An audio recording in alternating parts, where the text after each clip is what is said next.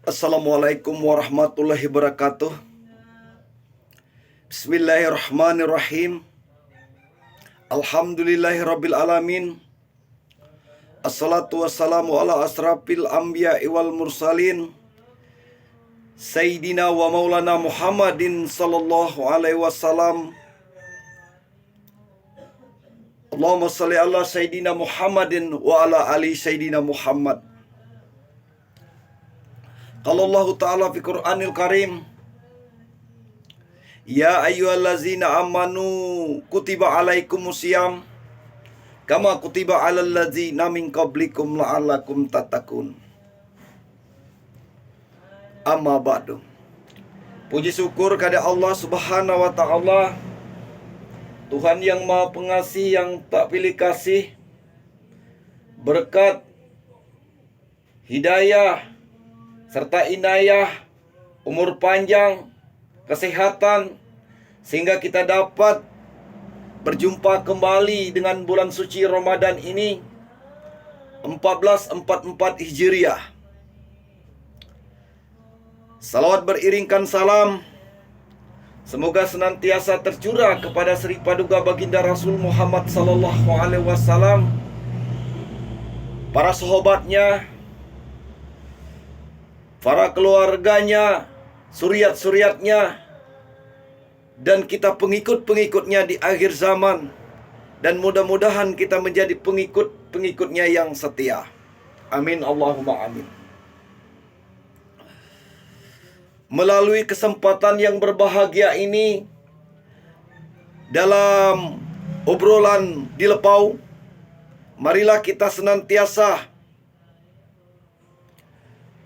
meningkatkan iman dan takwa kita kepada Allah Subhanahu wa ta'ala dengan menjalankan semua perintah-perintahnya dan menjauhi semua larangan-larangannya. Sebagaimana firman Allah di dalam surat Al-Ijrat ayat 13 yang berbunyi, Inna akramakum indallahi atqakum. Sesungguhnya yang paling baik di sisi Allah itu adalah orang yang paling bertakwa. Bapak Ibu sekalian yang pendengar, sekalian yang saya hormati, perintah puasa memang ini sudah perintah lama. Sebelum Rasulullah Sallallahu Alaihi Wasallam, orang-orang terdahulu sudah melaksanakan puasa. Dan kita sebagai umat Islam, puasa itu ada 3 macam. Yang pertama adalah puasa sunat, yaitu puasa sunat itu apabila kita kerjakan mendapat pahala, dan apabila kita tinggalkan tidak apa-apa. Contohnya puasa sunat yaitu 10 hari di bulan Rajab, 10 hari di bulan Zulhijjah, puasa Senin Kamis, dan banyak lagi puasa-puasa sunat yang lainnya. Dan kedua adalah puasa Nasar. Puasa Nasar itu adalah puasa wajib. Apabila tidak kamu kerjakan dapat dosa, dan apabila kamu kerjakan mendapat pahala. Contohnya, misal aku bernasar, semasa aku ngomong ini dapat 35 karung padi, maka tak tembus dapat 37, harus dibayar nasar. Itu contohnya puasa Nasar. Dan yang ketiga adalah puasa wajib. Puasa wajib bagi orang yang beriman, yaitu puasa di bulan Ramadan. Bapak Ibu sekalian yang saya hormati, puasa artinya ada menahan diri dari aus dan lapar, dari terbit fajar sampai terbenam matahari, dari apa saja yang membatalkan puasa. Itu puasa. Tapi inti dari puasa itu membentuk kepribadian manusia agar menjadi baik di mata Allah dan agar menjadi baik di mata sesamanya, di mata manusia. Itulah. Nah, jika kita melaksanakan puasa di bulan Ramadan itu, karena bulan puasa Ramadan itu adalah bulan latihan yang terakhir dari surat Al-Baqarah. Di surat Al-Baqarah itu dinyatakan agar kamu menjadi la'alakum tatakun, agar kamu menjadi takwa. Yaitu inti daripada puasa bulan suci Ramadan itu pembentukan diri kita agar menjadi benar-benar menjadi takwa.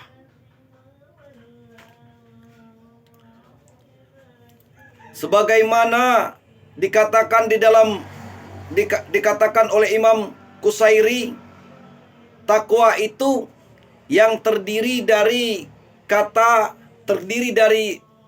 huruf, yaitu ta, qaf, waw, dan ya. Tah artinya tawadu, merasa rendah diri.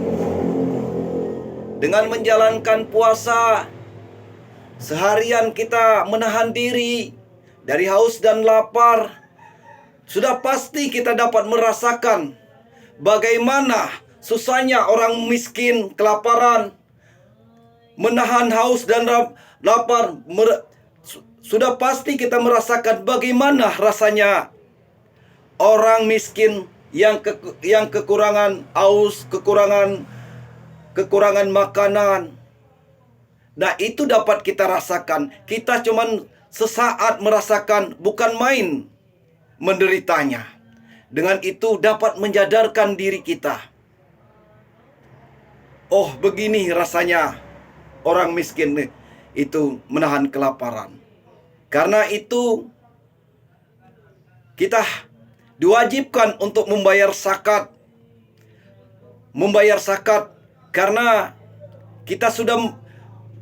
Karena puasa ini mendidik diri kita untuk berritual kepada Allah Subhanahu wa taala dan melaksanakan sosial sesamanya.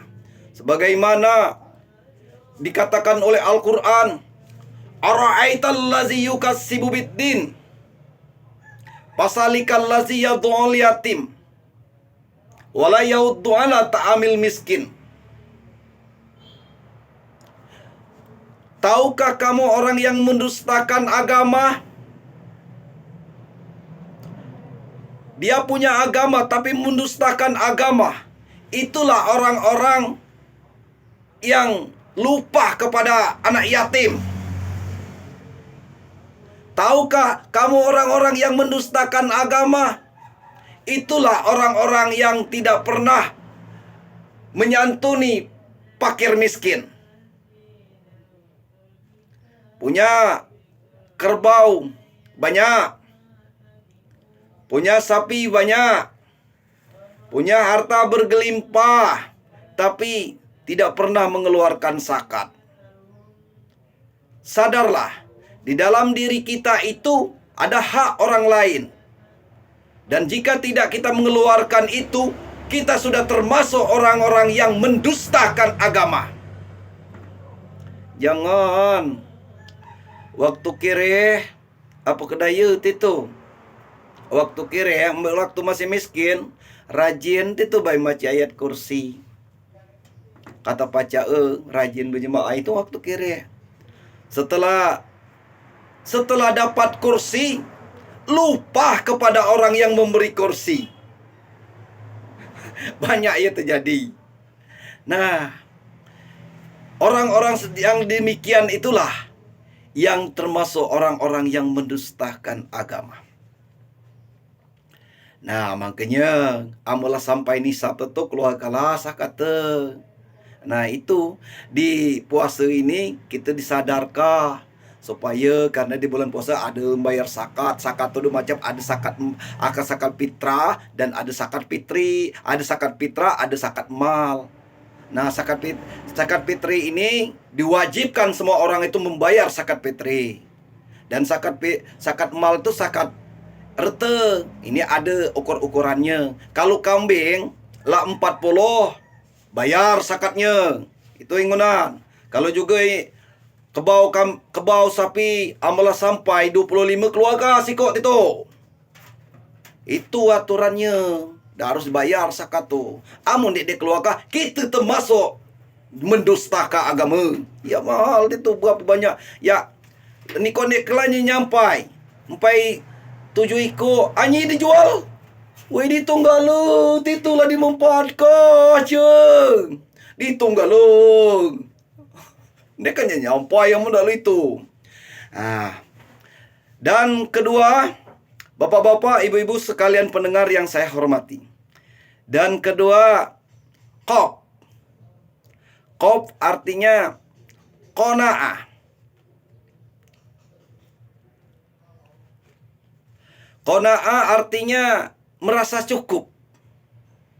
Merasa cukup apa yang diberikan oleh Allah Subhanahu wa Ta'ala kepada kita. Namun, orang qanaah bukan hanya menerima, ikhtiar dan usaha harus jalan.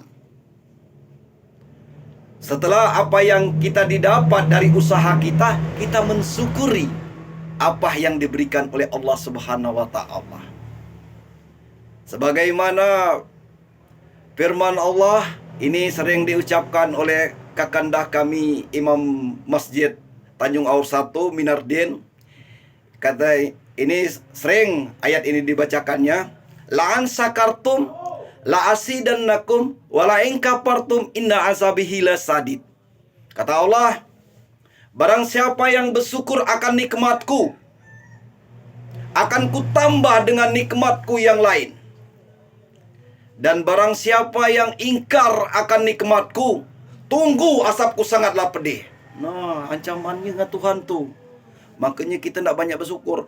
Banyak bersyukur. Jadi jangan kita apabila diterima dinjok dengan kita, misal alhamdulillah, alhamdulillah lah dinjok Tuhan ni, kita lah pacak bermotor, lah dinjoknya motor, lah dinjoknya kesehatan, dinjoknya ini rezeki, kita syukuri apabila diterimanya.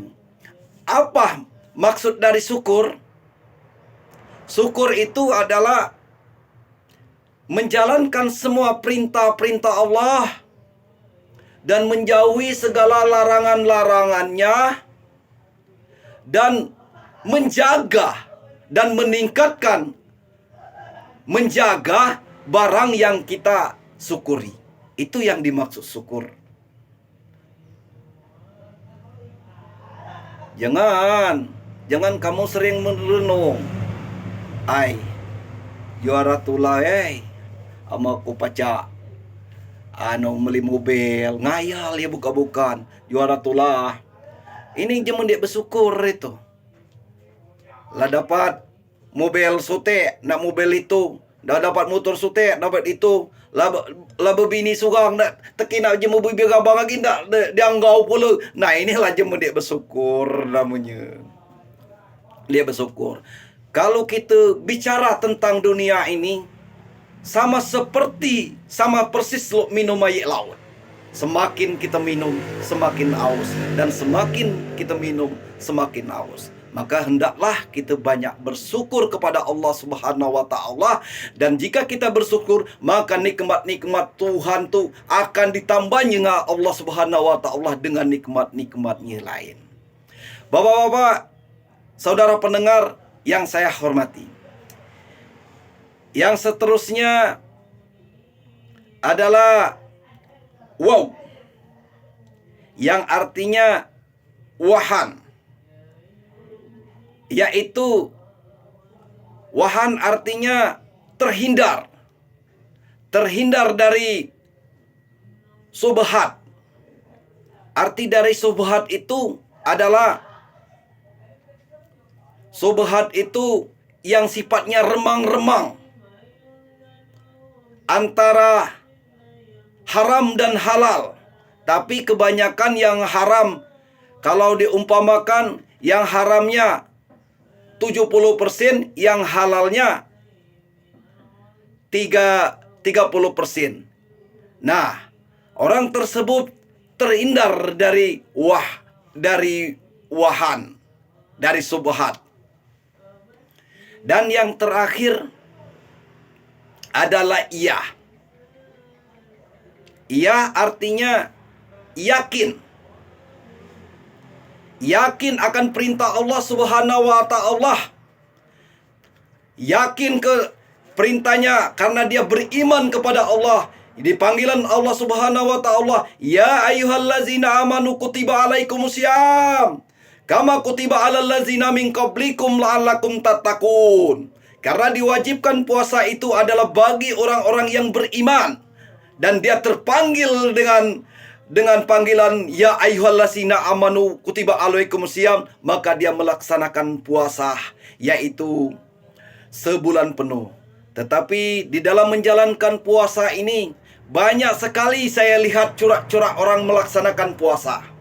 Yang pertama ada puasa gendang, di mana puasa gendang itu pertama dia puasa, terus buka, terakhir di bulan Ramadan puasa lagi. Itu namanya puasa gendang. Dan yang kedua, ada jenis puasa cuman menahan aus dan laparnya. Dia tidak menjaga pandangan, dia tidak menjaga bicara, dia tidak menjaga telinga. Semuanya tidak dijaga, cuman menahan aus dan lapar. Puasa itu ke seluruh badan kita ini dijaga. Puasa 9 lubang pada diri kita ini harus berpuasa. 2 mata harus berpuasa. Bagaimana puasa mata? Jaga pandangan kita. Jangan kata tekina jemu bibir abang, rambut pirang guma abang, rat nyeling mata kina. Itu mengurangi pahala puasa. Puasa telinga. Bagaimana puasa telinga? Jangan mendengari pembicaraan yang jorok dan kotor. Dengarkanlah pembicaraan yang bagus. Misal mendengar ceramah agama, mendengar baca Al-Quran. Itu namanya puasa telinga. Dan puasa hidung. Bagaimana puasa hidung? Jangan mencium. Atau kita masukkan itu puasa hidung. Hidung kita juga harus berpuasa. Pokoknya 9 lubang pada diri kita harus berpuasa. Dan jika tidak kita jaga 9 lubang pada diri kita, maka akan mengurangi pahala kita puasa. Itu cara berpuasa yang kedua. Dan puasa ketiga, ada cara orang berpuasa seperti puasa buah kedondong. Apa buah kedondong? Licin di luar, bejabut di dalam. Itu namanya puasa kedondong, berduri di dalam. Kelihatannya di rumahnya dia berpuasa. Tahu-tahu aku pernah ketemu dengan orang puasa yang cirinya kedondong. Dia memarahi anak-anaknya karena kebetulan anaknya yang laki nggak berpuasa. Langsung marah dia. Kamu katanya nggak puasa, mau jadi apa kamu nih? Puasa katanya. Aku diam. Mau jadi apa kamu nih? Padahal dia itu, bapaknya itu nggak puasa. Dia makan keluar dia tuh. Makan keluar. Ya ini kalau sahur. Kalau berbuka. Tapi dia tapi dia makan ke tempat sunyi, ke warung. Itu namanya puasa kedondong. Di luar licin, di dalam bejabut.